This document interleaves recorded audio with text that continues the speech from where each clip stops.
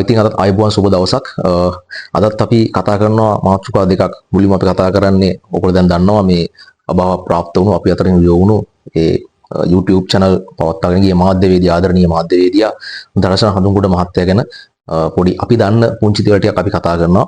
ඊළඟට අපි කතා කරනවා කත්නෝරුවේ හාමුදුරුවෝ ගැන. කත්නෝරුවේ හාමුදුරුවෝ මීට කලින් මම වීඩියෝ එකක් කරා. ඒක කමෙන්ට් සෙක්ෂන් එකේ තියෙනවා. හොඳට කුණුවර පහගෙන තියෙනවා. මේ දායක සභාව ෆයර් වෙලා හොඳට අපි අහගෙන ඉන්නේ. ප්‍රශ්නයක් නැහැ. ඉතින් කත්නෝරුවේ හාමුදුරුවන්ගේ පොඩි පොඩි දේවල් ටිකක් වුණා. ඒ සම්බන්ධව අපි පොඩ්ඩක් කතා කරනවා පරිස්සමට. හරිද? ඉතින් අපි ඉක්මනට වැඩේ පටන් ගමු. ඉතින් මේ දර්ශන හඳුන්ගොඩ කියන ආදරණීය ඒ මාධ්‍යවේදියා YouTube අපි කියන YouTube කරුවෙක් YouTube මාධ්‍යවේදියෙක්. ඉතින් ඒගොල්ලෝ ඇත්තම කියනවා නම් මම මුලින්ම කියනවනේ ඒගොල්ලෝ මේ YouTube ශාස්ත්‍රයේ YouTube මාධ්‍ය මේ දේශපාලන මාධ්‍ය ශාස්ත්‍රයේ ඊටම දැවැන්තයෝ. සබ්ස්ක්‍රයිබර්ස්ලා ලක්ෂ ගණන් ඉන්න බොහොම ප්‍රොෆෙෂනල් විදියට කැමරා දාගෙන ඒ හොඳ තොරතුරු මූලාශ්‍ර තියෙනවා. ඒ කන්ටැක්ට්ස් තියෙනවා. ඒවා පාවිච්චි කරලා බොහොම විශ්වාසනීය විදියට බොහොම වගකීමෙන් යුක්තව ඒ කටයුතු කරන කෙනෙක්. කරන අය. හරි අපි ඇවිල්ලා මේ ෆෝන් එක ට්‍රයිපෝඩ් එක රටවගෙන මේ ඉස්සරහා මේ ගෙදර ඉඳන් සාමාන්‍ය වීඩියෝ එකක් කරලා රෙකෝඩ් කරලා දාන අය. සාමාන්‍යයෙන් අපේ අදහස කියන අය. හරි. ඉතින් මේ ඇත්තටම පුද්ගලිකව මම අඳුරන්නේ නැහැ. අපි හම්බෙලා කතා කරලා එහෙම මුකුත් නැහැ. මම කතා කරන්නේ ඔහුගේ වීඩියෝස් මම කීපයක් මම බලලා තියෙනවා. මම ඔහුගේ channel එක ලොකුවට බලලා නැහැ අවංකව කියනවා නම්. මොකද මම ලොකුවටම මහා ලොකුවට පන්න බැලුවේ අර වෙන මාධ්‍යවේදියෙක්ගේව. මොකද දැන් එයාගේ නමවත් කියන්න අපි කැමති නැහැ. එයා දැන් ඔය මාලිමාවට කෝටියක් කියලා ඇවිල්ලා දැන් මාලිමාවට මඩ ගගා අංශක 360ක් අනිත් පැත්තට කැරකිලා මේ අංශක 180ක් අනිත් පැත්තට කැරකිලා දැන් මාලිමාවට මඩ ගහනවා රට විනාශ කරන කල්ලියත් එකතු වෙලා ලොකු ප්‍රොජෙක්ට් එකක ඉන්නේ. ඉතින් ඒ නිසා එයාගේ නමවත් කතා කරන්න කැමති නැහැ. එයා අර හොඳට ඉන්න කාලේ හොඳ බොහොම ශාස්ත්‍රීය වැදගත් දේවල් කතා කරන ලෝක දේශපාලනය ගැන කලාව ගැන ශාස්ත්‍රීය දේවල් කතා කරන කාලේ බොහොම ආසාවෙන් අපි මේ පුද්ගලයාගේ channels බැලුවා සහ දේවල් ඉගෙන ගත්තා. හැබැයි දැන් බලලා වැඩක් නැහැ. දැන් අමු කුණු හරප දැන් විකාර තියෙනවා. ඉතින් ඇත්තම මම අවංකවම කියන්නේ මේක. නැත්තම් මට කියන්න තිබ්බනේ මට කියන්න තිබ්බනේ මම දර්ශන හඳුන්ගොඩගේ channel එක හොඳටම බැලුවා. හොඳ follower කෙනෙක් එයාගේ මම එයාව අඳුරනවා. එහෙම එකක් නැහැ. මේ අවංක කතාව කියන්නේ ලොකෝට අඳුරන්නේ නැහැ. ඒ බලන අතරේ මට පුළුවන් වෙලාවට මම දහස් වෙලාවට මම වීඩියෝස් 4-5ක් බලලා තියෙනවා. ඒ බලපු වීඩියෝස් වලින් මට තේරුනේ පළවෙනි කාරණාව අපිට මතු පිටින් ගත්තාම භෞතිකව මතු පිටින් ගත්තාම ඔහුගේ කටහඬ අපි දන්නවා බොහොම අර ගැඹුරු බොහොම උච්ච ස්වරයෙන් කතා කරන බොහොම සැර කටහඬක් තියෙන්නේ. බොහොම වාක් ප්‍රහාර කියන අර වාක් විලාසය බොහොම දරුණුයි ටිකක් බොහොම සැරට තියෙනවා. එතකොට කෙලින් කතා කරනවා. හරි කෙලින් කතා කරන කෙනෙක්. එතකොටම පක්ෂ විපක්ෂ බලයේ ඉන්නේ මොන ආණ්ඩුවද විපක්ෂයේ ඉන්නේ මොන ආණ්ඩුවද ඒ පක්ෂ විපක්ෂ හැම දෙයකම වැරදි දේවල් වලට කෙලින්ම ගැහුවා. හොඳ දේවල් වලට හොඳයි කිව්වා. වැරදි දේවල් විවේචනය කරා ඒවට ගැහුවා. තදින් ගහන්න ඕන තැන් වලට තදින් ගැහුවා. අපි දැක්ක සමහර අවස්ථාවලදී මම ටීවී එකෙත් දැක්කා එක ප්‍රශ්න වලට CID එකට එමක් ඇඳවනවා. සමහර ප්‍රාර්ශව සමහර පුද්ගලයෝ උට ගහලා තිබ්බ ඒ කාලයක් ඔය NGO කාර්යයක නම්මනම් එයාට වෙනම ඩොලර් පම්ප කරනවා. අපි ඒව දන්නේ නැහැ. මොකද අපි මේ දේවල් නොදන්න නිසා අපි ඒකන කතා කරන්න යන්නේ නැහැ. ඒ නිසා තමයි මුලින්ම කිව්වේ ඔහු ගැන මම ටිකයි දන්නේ කියලා. ඒ දන්න ටික අනුව පදනම් වෙලා මම කතා කරනවා. ඔහුට ගෞරවයක් වශයෙන්. හරිද? ඉතින් මේ මට මතකයි මම මේ වීඩියෝ එකේ නම කියන්නේ නැහැ මොකද්ද කියලා යම්කිසි ස්වාමින් වහන්සේ කෙනෙක් කරපු වැරදි ප්‍රකාශයක් අරගෙන යා කරපු වීඩියෝ එකක් මම බැලුවා. ඒකෙදි ඒ ස්වාමින් වහන්සේ විවේචනය කරනවා නෙමෙයි මේ දර්ශන හඳුන්ගොඩ මාධ්‍යවේදියා ඒ ස්වාමින් වහන්සේගේ ඉතිහාසය අරන් එයා මම හිතන්නේ ඒ ස්වාමින් වහන්සේ ළඟින් ආශ්‍රය කරලා තියෙන කාලයක්. ඉතින් ඒ ඉතිහාසය අරගෙන ඒගොල්ලෝ කරපු වැරදි වැඩ ඒගොල්ලෝ මොනතරම් ඒ කියන්නේ අර මේ මොනතරම් බැටළුහන් පුරවගත්තු ඌර්කයෝද කියන අදහස වගේ වෙන විදිහට හොඳ වීඩියෝ එකක් කරලා තිබ්බා. ඒකත් මම බොහොම ආසාවෙන් බැලුවා. ඒ වගේ එකයි මම කිව්වේ බොහොම කෙලින් කතා කරපු කෙනෙක්. අවංකවම කොන්ද පණ තියෙන මාධ්‍යවේදියෙක්.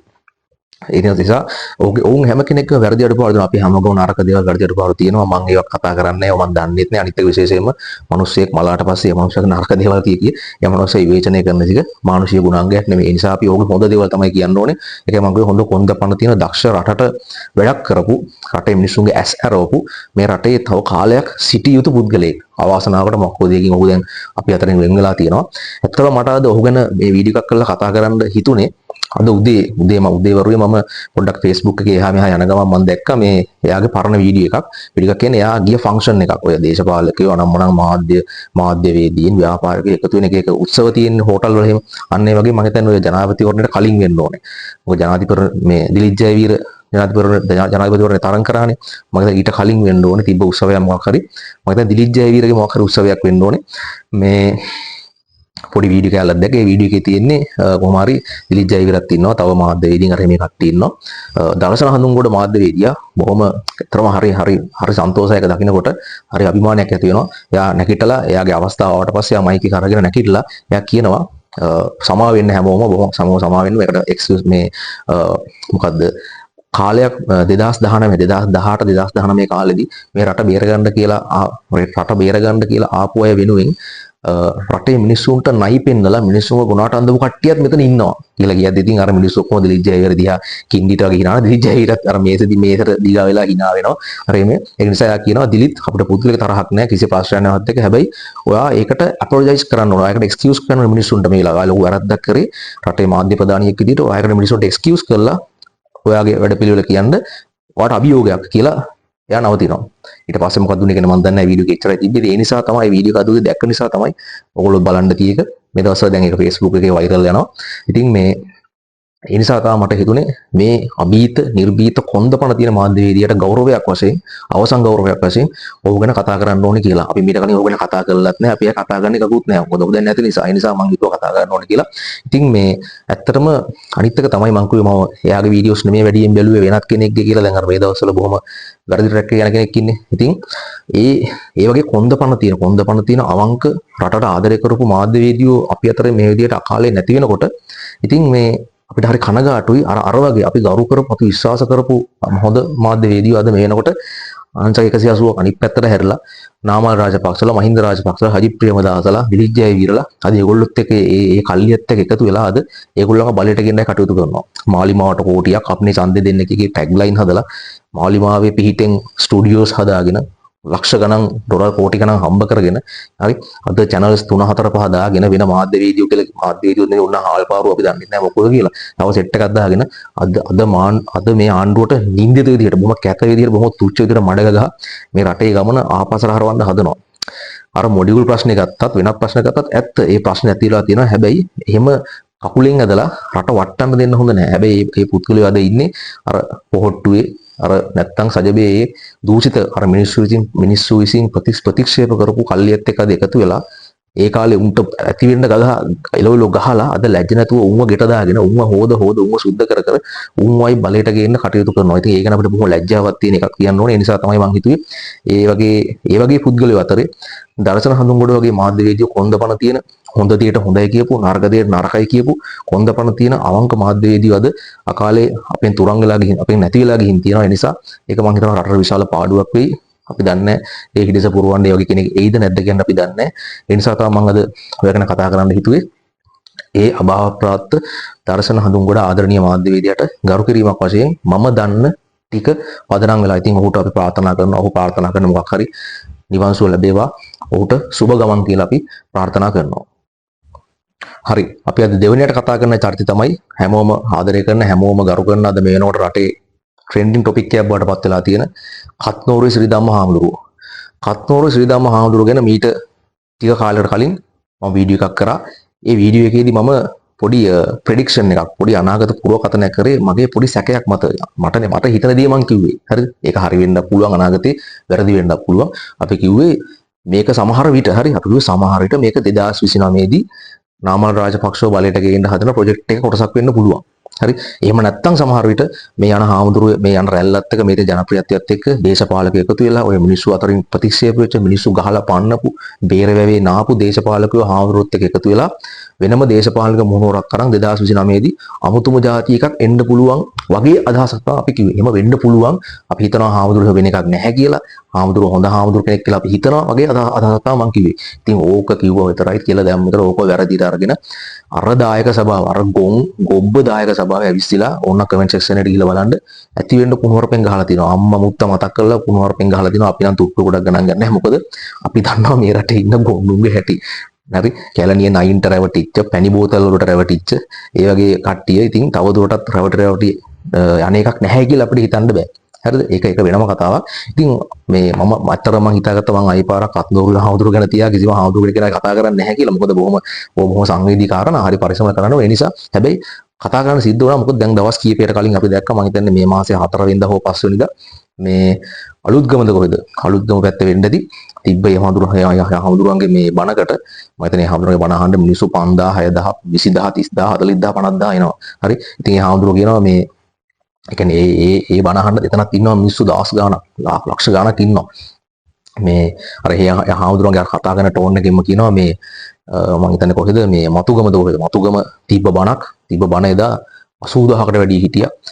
මේ මට මේ දවස්වල මේ ගහන කට්ටියක් ඉන්නවා මට විරුද්ධව මට ගහන කට්ටිය කියනවා මේ කත්නෝරුවේ ශ්‍රී ධම්මෝ ගෙනල්ලා තියෙන්නේ පල්ලියෙන්. කත්නෝරුවේ ශ්‍රී ධම්මට මේ සල්ලි පොම්ප කරනවා NGO වලින්. හරි කියලා හොමෝ කියලා බොහොම ටිකක් තද සොරෙන් හාමුදුරන්නේ කේන්ති යනවා එතනදී. හරි තද සොරෙන් කියලා කියනවා මේ ඔය මට ගහන එකෙක් මට බයින එකෙක්ව ගෙනල්ලා මේ ඉන්න මහා සෙනකන්දරාම ඇද්දට දාන්න ඕනේ. දැම්මොත් මේ මොනවා වේද? ආප්පතාච්චියෙන් තමයි අහුලන්නේ. ඕගොල්ලෝ දැනටමත් ඔය කතාව දන්නේ නැතිනේ මං කියන්න ඕනේ නැහැ නේ කියලා කියනවා. ඉතින් මට ගහන්නේ උන්ව. හාමුදුරුවන්ගේ බණවලට කියනවා අපි කියනවානේ කිසිම කෙනෙකුට කුණුහරුප කියන්න එපා. තෝ කියලාවත් කියන්න එපා. තෝ කියලා කියන්නේ මේ සිංහල භාෂාවේ ළමයින්ට උගන්වන භාෂාවේ හොඳ වචනයක්. මම ඒකට කියන ඒ කියන්නේ ටෙක්නිකල් වර්ඩ් එක මම දන්නේ නැහැ. මොකද්ද ප්‍රත්‍ය නම ඒක මම දන්නේ නැහැ. තෝ කියන්නේ හොඳ වචනයක්. උඹ තෝ ඒ වගේ හොඳ වචන. හැබැයි හාමුදුරුවෝ කියනවා තෝ කියලා කියන්න එපා කිසිම කෙනෙකුට. කුණුහරුප කියන්න එපා. ද්වේෂය අතහරින්න, මෛත්‍රී කරන්න, කේන්ති ගන්න එපා. එහෙම කිය අද නිකන් අර හරියට නිකන් බුදුහාමුදුරුවෝ වැඩි වගේ මෙච්චර වැඳුම් ලබන හෙලිකොප්ටර් වලින් මල් දානවා, පාවඩ දානවා, මල් ලිහිනවා, මුතුකුඩ ඉහලනවා, මිනිස්සු දවස් ගණන් වදිනවා, සාදු නාද දෙනවා, පොලිසියෙන් ගාඩ් දානවා. ලොකුම දේ මොකද්ද? හාමුදුරුවන්ට යන්න මාර වාහන ස්කොඩ් එකක් දීලා තියෙනවා. රේන්ජ් රෝවර් V8 වාහන හරියට නිකන් මුකේෂ් අම්බානි අනිල් අම්බානි එනවා වගේ. හාමුදුරුවෝ වඩින්නේ. එහෙම ගාඩ් එකක් දීලා ඒ වගේ මම කියන්නේ මේ වගේ වැඳුම් පිදුම් ලබන එච්චරට මිනිස්සුන්ගේ ගෞරවය ආදරය වැඳුම් පිදුම් ලබන හාමුදුරුවෝ කෙනෙක්. බුදුහාමුදුරුවෝ වගේ සලකන හාමුදුරුවෝ කෙනෙක් කටින් එහෙම එකක් පයින්නවා එකපාරටම. මම කියන්නේ ඒකයි. හරිද? ඒක මේ අර අපි මෙහෙම ගමුකෝ දැන් අපේ එක කියමන් තියෙනවනේ අපේ සමාජයේ වේගය පිනවයි මරුවා කැඳවයි. හරි? බොරුවට වැඩි ආයුෂ නැහැ. හරිද? මම තව තියෙනවා එකෙක් කියමන් තියෙනවා. ඉතින් ඒ නිසා මම මේ කතා කරන්න හිතුවේ අපි හිතනවා මේ හාමුදුරුවන්ගේ මොකක් හරි ඇතුලේ තියෙන ඇත්ත එකක් එළියට පැනනා කියලා. හරිද? කියන්නේ හාමුදුරුවෝ දැන් හැමෝම දන්නවනේ හාමුදුරුවෝ කතා කරන කටහඬ ගත්තත් ඒ කතා කරන විලාසය වාග් විලාසය ගත්තත් අපි හිතනවා නිකන් 150ක් විතර නිකන් රංගපෑමක් වගේ හිතලා කරනවා වගේ. හරි? කාව හරි අනුකරණය කරන්න හදනවත් දන්නෙත් නැහැ. හිතලා කරන එකක් පේනවනේ. අනවශ්‍ය විදිහට ඉන්නේ සමහරවිට ඉන්නේ ඕ යනවා වගේ පේනවා. වැඩිපුර අනවශ්‍ය විදිහට ඕ යනවා වගේ පේනවා. එහෙම ගිය අවස්ථාවක වෙන්නත් පුළුවන් පෑන්නේ. හාමුදුරුවෝ දැන් මෙච්චර මිනිසුන්ට මෛත්‍රී කරන්න කියලා දේශනා කරන හාමුදුරුවෝ අර විතර එවුම් බලමු ගෙනල්ලා දාලා ආප්පතාච්චියට තමයි ගන්න වෙන්නේ කියලා වගේ ද්වේෂ සහගත තරහින් කතා කරනවා. ඒක වෙන්න බෑනේ එහෙම. එන්නේ එතන මොකක් හරි අවුලක් වුණා. හරි. එතකොට එහෙම වෙන්න බෑනේ වගේ හාමුදුරු කෙනෙක්. දැන් අර හාමුදුරුවන්ට බුදුහාමුදුරුවෝගේ සලකපු මල් ඉහපු V8 මේ රේන්ජ් රෝවර් වලින් ගාඩ් දීපු මිනිස්සුම දැන් අද ටික දැන් හාමුදුරුවන්ට ගහන්න පටන් අරන් තියෙනවා. ඔන්න ඕකයි මේ රටේ තියෙන ප්‍රශ්නේ. හරි. ගෝඨාභය බලයට එද්දි මිනිස්සු එහෙම තමයි සැලකුවේ. හැබැයි ගෝඨාභයට ගහලා බැන්නුවා. හරි ඔය වගේම අයට බොහොම උඩින් මල් මාලා දාලා කරමතින් ගෙනල්ලා තියලා අන්තිමට පොඩි වැරද්දක් වෙච්ච ගමන් ගහලා බැන්නුවේ. එහෙම තමයි මේ රටේ හැටි. මාලිමාවටත් ඒක අදාළයි. මාලිමාව 3 ඉඳලා අද මෙච්චර මේ ප්‍රමාණයට ආවේ ඒගොල්ලන්ගේ සෙනගගෙන් නෙමෙයි අනුන්ගේ සෙනගක් ඉන්නේ ඔය. ඒගොල්ලෝ දැන් යම් පොඩි වැරදි කරද්දී ඔය ඔක්කොම එකතු වෙලා ඊළඟ ඡන්දෙකදී ඔය සේරම ගෙලිලා යන්න පුළුවන්. ඒ නිසා ඒගොල්ලන්ට හුරේ දාලා ජය වේවා කියලා බලයට ගෙනාව මිනිස්සුම තමයි අන්තිමට මොකක් හරි වුණොත් ඒගොල්ලන්ට ගහන්නේ. ඒකයි මගේ මාලිමාවටත් මේක අදාළයි. මේක දේශපාලනිකයි. ඉතින් හාමුදුරුවන්ගේ ඒ හැසිරීම නිසා හාමුදුරුවෝ ඔය ලැබපු ජනප්‍රියත්වය බොහොම ශීඝ්‍රයෙන් අපි හිතනවා දැන් ටික අඩු වෙනවා. අපි දැක්ක සෝෂල් මීඩියා පෝස්ට් වල Facebook පෝස්ට් වල හාමුදුරුවන්ට දැන් හොගාලා ගහනවා. ඒ ගහන්නේ අර හාමුදුරුවන්ට මල් මාලා දාපු මල් ඉහපු බඳපු කට්ටියම තමයි. හරි. ඒකයි මේකේ තියෙන භයානකකම. ඉතින් මෙහෙම එකකුත් තියෙනවානේ දැන් සාමාන්‍ය මිනිසුන්ට අඩු වයසින් විශේෂයෙන්ම ඔය තරුණ වයසේදී ජීවිතයේ අත්දැකීම් අඩු තරුණ වයසේදී මිනිසුන්ට හිතා ගන්න බැරි තරම් දේවල් ලැබෙනකොට සල්ලි ධනය බලය ජනප්‍රියත්වය හරි ඔන්න වගේ දේවල් දේශපාලන හයිය ඔය වගේ දේවල් ලැබෙනකොට මිනිස්සු අවුල් වෙනවා. අපි ක්‍රැකපයින්නවා කියන්නේ මම දැක්ක එකපාරක් හොඳ ෆිල්ම් එකක හින්දි ෆිල්ම් එකක ඒක ඩයලොග් එකක් ශාරුක් ખાන් කියන්නේ. හරි ශාරුක් ખાන් කියන ඩයලොග් එකක්. ඒක කියනවා name fame money right name fame money is a 3 deadly combination. ඒ කියන්නේ name කියන නම fame ප්‍රසිද්ධිය right ඊට පස්සේ money ධනය ඔන්න ඔය තුනේ එකතු වුණාම මේක deadly combination එකක්. බොහොම භයානක එකතුවක්. ඒකෙන් මිනිස්සුගේ විනාශය වෙන්න පුළුවන්.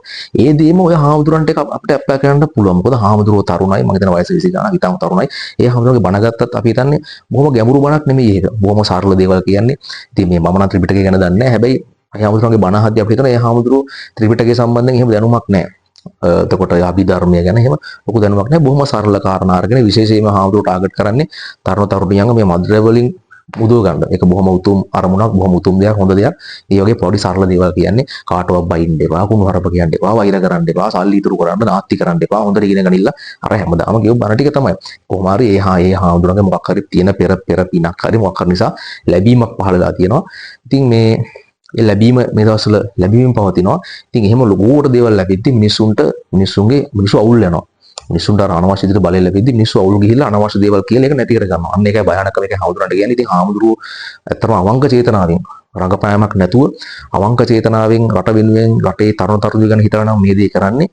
ඒක ඇත්තටම හොඳ දෙයක්. ඒක අනිවාර්යයෙන්ම ඉෂ්ට විදියට අපි ආශිර්වාද කරනවා. අපි ප්‍රාර්ථනා කරනවා ඔබ වහන්සේට දීර්ඝායුෂ ලැබේවා කියලා. සහ ඒ ධර්ම ප්‍රචාරක කටයුතු රට වෙනුවෙන් කරන්නේ ධාර්මික කටයුතු හැම දෙයක්ම සාර්ථක වේවා කියලා ප්‍රාර්ථනා කරනවා. ඒ වගේම තමයි බොහොම ඉවසීමෙන් පරිස්සමට යන්න ඕන ගමනක් ඕක. ඔබ වහන්සේ වටේ තව ගොඩක් අය වගේ එකතු වෙනකොට ඔබ වහන්සේට ඒක ඔබ වහන්සේ නොදැනුවත් ඔබ වහන්සේ දන්නේ නැතුව ඒ හරහාම ඔබ වහන්සේගේ විනාශය ලඟ වෙන්න පුළුවන්. ඒ නිසා තමයි ඔය වෙච්ච ඔය පොඩි වචන පොඩ්ඩක් එහා මෙහා වෙච්ච එක අල්ලගෙන අද ඔබ වහන්සේට සාදු කියපු ඔබ වහන්සේ බුදුහාමුදුරුවෝගේ සල්ප මිනිස්සුම අද ඔබ වහන්සේට ගහන්න පටන් ගන්න තියෙන්නේ. ඉතින් ඇත්තටම ඒ යන විදිහෙන් අපිට නම් පේන්නේ හාමුදුරුවෝ යනවා වේගය වැඩි. ඒක මගේ වේගය පිනවයි මරුවා කැඳ ඔය කියලා යනවා වේගය වැඩි. ඉතින් පොඩ්ඩක් හිමින් යන්න, අයින් වෙලා හිමින් යන්න. මේ එහෙම නැති වුණොත් එහෙම අර ඉක්මන් කොටයි කියන වගේ ඉක්මනටම ගමන නවතින්න පුළුවන්. දැන් මේ යන විදිහට බොහෝ දුරට පේන්නේ හාමුදුරන්ගේ ජනප්‍රියත්වය හරහා ඒ යන ගමන ටිකක් කෙටි ගමනක්. වැඩි කල් යන්න හම්බෙන්නේ නැහැ වගේ එකක් තමයි අපිට තේරෙන්නේ. ඒ නිසා තමයි අපි කිව්වේ. ඒකයි අපි කිව්වේ හාමුදුරන්ගේ යන ගමන අවංක උතුම් චේතනාවෙන් යන ගමනක් නම් ඒකට ඒ ආශිර්වාදය ලැබිලා තව තවත් ශක්තිමත් වෙන්න ලැබේවා. ඒ වගේම අර වගේම දේශපාලකයෝ එහෙම ලං කරගෙන නිකන් අනවශ්‍ය ප්‍රොජෙක්ට් වලට සම්බන්ධ වෙන්නත් එපා. එහෙම වුණොත් අනිවාර්යයෙන්ම අර ඉක්මන් කෙටි වගේ ඉක්මනටම නවතින්න තමයි වෙන්නේ. ඉතින් ඒ දේ හාමුදුරන්ට තියෙන ආදරය නිසා තමයි අපි කිව්වේ නැත්තම් එහෙම අයිපාර අර දායක සභාවේ විසිලා අපිට කුණු හරපෙන් ගහයි. හාමුදුරුවෝ උට දේශනා කරාට කුණු හරප කියන්න බෑ කියලා දායක සභාවට වචනයක් එහාම යන්න බෑ. එවිලා අම්මා මුත්ත මතක් කරලා කුණු හරපෙන් කමෙන්ට් කරනවා. ඉතින් එතනනොත් ඒ බන ෆේල්. ඇත්තම කතාව ඕක. මේ ඉතින් ඔය ටික තමයි කතා කරන්න ඕනේ. හිතනවා වැදගත් දේවල් ටික කතා කරන්න දී කියලා අපිත් එකතුලා ඉන්න ආරාධනා කරන ගමන් ගිහින් එන්නම්. සුබ දවසක්. ජය වේවා.